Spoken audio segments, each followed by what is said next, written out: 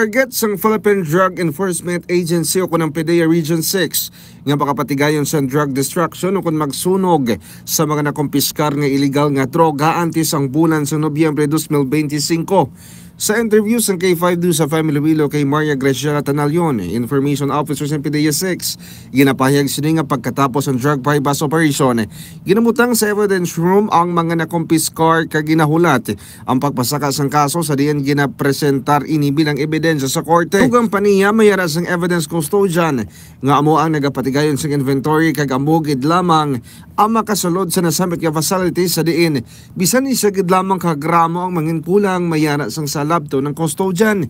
Ilaman niya ginahulat ang court order para sa drug destruction sa diin kinanglanon paagi sa thermal destruction sa mga crematorium o kon incinerator. Sa pagsunog sa illegal nga droga, yara ang presensya sa pila ka opisyalis sa PDEA, PNP, Local Government Unit, ang mumanang representative gikan sa Department of Justice o kon DOJ. So, ang destruction sa aton drugs is done with our key witnesses, no, aside from PDEA officers, of course, ara ang aton mga PNP Forensic Unit, ang aton Department of Justice, ang aton Public Attorney's Office. We also invite our media partners, our elected officials, even the local government unit. Ang mga K5 na ibaluan nga sa tinarikdan nga tuig 2024 nagapatigayon man ang nasambit nga talatapan sang drug destruction na kung pagsunog sang tanan nga illegal nga droga.